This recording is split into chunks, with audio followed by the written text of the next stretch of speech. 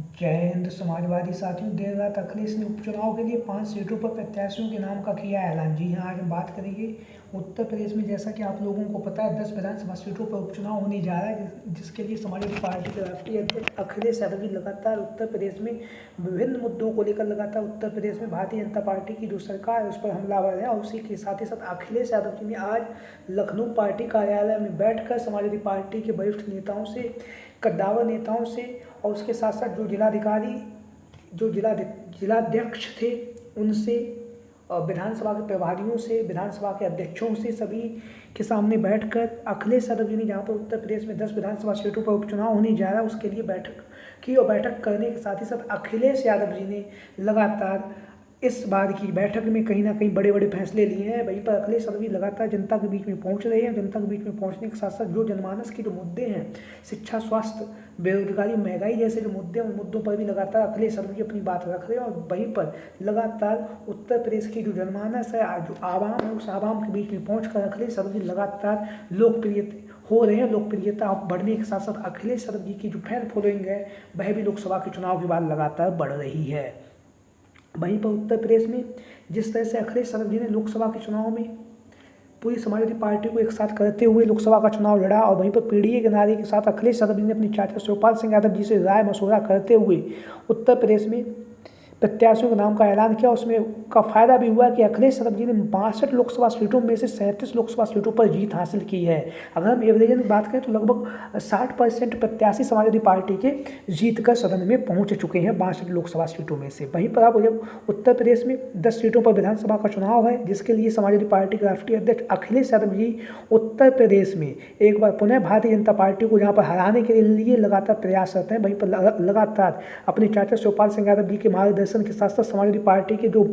वरिष्ठ नेता हैं उनसे लगातार मार्गदर्शन ले रहे हैं। मार्गदर्शन लेने के साथ साथ लगातार राय और मशवरा है वो भी अखिलेश यादव जी लगातार कर रहे हैं। वहीं पर आज लखनऊ पार्टी कार्यालय में अखिलेश यादव जी ने एक मीटिंग रखी, और यह जो मीटिंग थी यह उत्तर प्रदेश में जहां पर 10 विधानसभा सीटों पर उपचुनाव होने जा रहा है उसके लिए अखिलेश यादव जी के द्वारा मीटिंग रखी गई। और मीटिंग में अखिलेश यादव जी ने एक एक करके उन सभी विधानसभा के अध्यक्षों से, जहां पर विधानसभा का उपचुनाव होने जा रहा है, उनसे रिपोर्ट मांगी है। प्रत्याशियों के नाम को लेकर भी रिपोर्ट मांगी है, और अखिलेश यादव जी ने जो खाका है उसे तैयार कर लिया है, जैसा कि आप लोग इन तस्वीरों के माध्यम से देख भी रहे हैं। और जो जिलाध्यक्ष हैं उन जिलाध्यक्षों से भी अखिलेश यादव जी ने वहाँ का जो जाति समीकरण है और जिस तरह से जिले के जो नेता हैं उनकी जो कार्यशैली है उसको लेकर भी अखिलेश यादव जी ने उनसे रिपोर्ट मांगी कि कौन सा नेता जिले में कितना ज़्यादा कार्यशील है, कितना ज़्यादा पार्टी के प्रति निष्ठावान है। उसकी सूची भी अखिलेश यादव जी ने जिलाध्यक्षों से ली। और उसके साथ साथ अब जब उत्तर प्रदेश में 10 विधानसभा सीटों पर उपचुनाव होने जा रहा है, उसके लिए समाजवादी पार्टी के राष्ट्रीय अध्यक्ष अखिलेश यादव लगातार बैठकों का दौर जारी है और प्रत्याशियों के नाम को लेकर मंथन कर रहे हैं। इसी बीच में हम बात करेंगे आज अपनी इस वीडियो में तो करेल, कुंदरकी, फूलपुर, मंझवा और खैर, ये वो 5 विधानसभा सीटों को लेकर आज हम अपनी इस वीडियो में बात करने जा रहे हैं, जो उत्तर प्रदेश की राजनीति में कहीं ना कहीं चर्चाओं में बनी हुई है। वहीं पर जो कहल की जो विधानसभा सीट है जो हॉट सीट बन चुकी है, क्योंकि यहाँ से समाजवादी पार्टी के राष्ट्रीय अध्यक्ष अखिलेश यादव जी कभी विधायक हुआ करते थे, लेकिन वह अब सांसद निर्वाचित हो चुके हैं। तो उनके सांसद निर्वाचित होने के बाद कहल की विधानसभा सीट से समाजवादी पार्टी की तरफ से उपचुनाव होने जा रहा है, और यहाँ से समाजवादी पार्टी की तरफ से अनेक कद्दावर नेताओं के नाम लगातार चर्चाओं में बने हुए हैं। क्योंकि अखिलेश यादव जी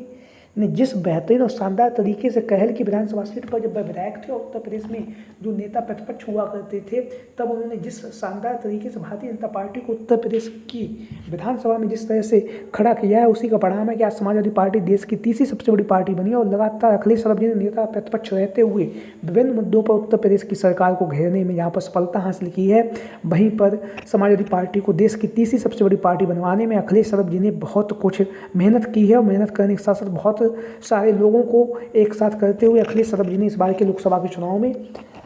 समाजवादी पार्टी के प्रत्याशियों का ऐलान किया है। वहीं पर बात करेंगे कहल की विधानसभा सीट से, जहां पर उपचुनाव होना तय है, और इस उपचुनाव में समाजवादी पार्टी के प्रत्याशी के तौर पर डिम्पल यादव जी के द्वारा यहाँ से तेज प्रताप यादव जी का जो नाम का जो अनाउंस है वो कल कर दिया गया था। क्योंकि डिम्पल यादव कहल के दौरे पर पहुंची थी, वहाँ पर जब डिम्पल यादव जी भाषण दे रही थी तो उन्होंने कहा था वहाँ पर कि जो कहल की विधानसभा सीट है, ये जो सीट है तेज प्रताप यादव की प्रतिष्ठा का सवाल है, हमारी प्रतिष्ठा का सवाल है और राष्ट्रीय अध्यक्ष जी की प्रतिष्ठा का सवाल है। तो यहाँ से समाजवादी पार्टी के जो प्रत्याशी हैं उन्हें यहाँ से आप लोग भारी से भारी मतों से जितवाइए, जिससे कि हमारी प्रतिष्ठा भी बनी रहे और राष्ट्रीय अध्यक्ष जी की भी प्रतिष्ठा बनी रहे और वहीं पर तेज प्रताप यादव की भी प्रतिष्ठा बनी रही। तो कहल की विधानसभा सीट से तेज प्रताप यादव का नाम जो है डिम्पल यादव जी के द्वारा ऐलान कर दिया गया है। वहीं पर बात करेंगे अलीगढ़ की जो खैर की विधानसभा सीट है, तो अलीगढ़ की खैर की विधानसभा सीट से कृष्णा देवी सिंह, जैसा कि आप लोग इन तस्वीरों के माध्यम से देख रहे हैं, लगातार अखिलेश यादव जी से मिल रही हैं और डिम्पल यादव जी से संपर्क बनाए हुए हैं। लगातार समाजवादी पार्टी के प्रत्याशी के तौर पर अलीगढ़ की जो खैर की विधानसभा सीट है वहाँ से कृष्णा देवी सिंह का जो नाम है लगातार चर्चाओं में बना हुआ, लगातार जनसंपर्क कभी पूर्व में चेयरमैन रह चुकी हैं और लगातार जो खैर की विधानसभा सीट है जो स्वच्छित सीट में आती है, तो यहाँ से कृष्णा देवी सिंह का नाम समाजवादी पार्टी के प्रत्याशी के तौर पर लगातार चर्चाओं में बना हुआ है। लगातार जनसंपर्क कर रही, लगातार लोगों के बीच में जा रही, मजबूती के साथ इनका जो नाम है वो तय माना जा रहा है। अब हम बात करेंगे कुंदरकी की विधानसभा सीट को लेकर। तो कुंदरकी की विधानसभा सीट से समाजवादी पार्टी के प्रत्याशी के तौर पर यहाँ से मोहम्मद रिजवान, जैसा कि आप लोग इन तस्वीरों के माध्यम से देख रहे हैं, मोहम्मद रिजवान 2 बार के विधायक रह चुके हैं। 2012, 2017 दोनों ही बार के चुनाव में इन्होंने लगातार यहाँ से जीत हासिल की है और जीत हासिल करने के साथ साथ जब यहाँ पर विधानसभा उपचुनाव होने जा रहा है तो यहाँ पर समाजवादी पार्टी के प्रत्याशी के तौर पर मोहम्मद रिजवान का जो नाम है वो तय माना जा रहा है। वहीं पर लगातार मोहम्मद रिजवान जनसंपर्क कर रहे हैं, लगातार लोगों के बीच में जा रहे हैं और लगातार जनमानस के जो मुद्दे हैं उन मुद्दों को उठा रहे हैं, लगातार समस्याओं को सुन रहे हैं, लगातार लोगों के बीच में पहुंचकर मोहम्मद रिजवान का जो टिकट है वो भी तय माना जा रहा है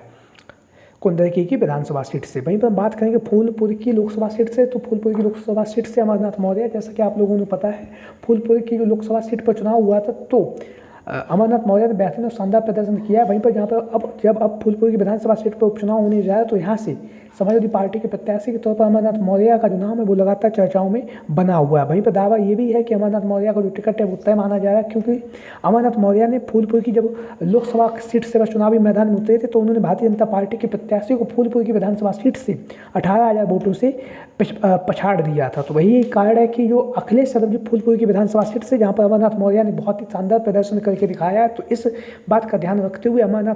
मौर्य को समाजवादी पार्टी के प्रत्याशी बना सकते हैं फूलपुर की जो विधानसभा सीट है यहाँ से, क्योंकि अमरनाथ मौर्य ने फूलपुर की विधानसभा सीट से जहाँ पर 18,000 वोटों से जीत हासिल की थी, तो कहीं ना कहीं अखिलेश यादव जी को भरोसा है कि जो 18,000 वोटरों ने जहाँ पर लोकसभा के चुनाव में फूलपुर की विधानसभा सीट से अमरनाथ मौर्य को जो बढ़त हासिल दिलवाई है, तो कहीं ना कहीं समाजवादी पार्टी के नेता और कार्यकर्ता अगर यहाँ पर मेहनत करेंगे तो जो अमरनाथ मौर्य हैं, ये जो फूलपुर की विधानसभा सीट है यहाँ से आसानी से भारतीय जनता पार्टी के कब्जे में, तो यहाँ से आसानी से जो सीट है अमरनाथ मौर्य को चुनावी मैदान में उतार कर यह सीट आसानी से समाजवादी पार्टी यहाँ से कब्जा कर सकती है। वहीं पर बात करेंगे पूर्वांचल की मिर्जापुर की जो मंझवा की विधानसभा सीट है, वहाँ से समाजवादी पार्टी के प्रत्याशी के तौर पर रमेश चंद्र बिंद का जो नाम है वो लगातार चर्चाओं में बना हुआ है। रमेश चंद्र बिंद, जैसा कि आप सभी लोगों को पता है, लोकसभा का चुनाव लड़ चुके हैं 2024 में और लोकसभा के चुनाव में जिस बेहतरीन अंदाज से इन्होंने मिर्जापुर की लोकसभा सीट से चुनावी मैदान में होते वो कहीं ना कहीं काबिल तारीफ होने के साथ साथ उन्होंने अनुप्रिया पटेल जो हजारों के वोटों, लाखों के वोटों की संख्या से जीतती थी, वो महज इस बार 30 से 35,000 वोटों से ही जीत सकी हैं। तो मिर्जापुर की जो मंझवा की विधानसभा सीट है वहाँ से समाजवादी पार्टी के प्रत्याशी के तौर पर रमेश चंद्र बिंद का जो नाम है वो लगातार चर्चाओं में बना हुआ है, क्योंकि यहाँ का जो जातीय समीकरण है वो बिंद बाहुल सीट है और बिंद बाहुल सीट होने के साथ ही साथ मंझवा की विधानसभा सीट से भारतीय जनता पार्टी की भी तरफ से अनेक दावेदार टिकट की दावेदारी कर रहे हैं। वहीं पर समाजवादी पार्टी की तरफ से यहाँ से रमेश चंद्र बिंद का जो नाम है वो लगातार चर्चाओं में बना हुआ है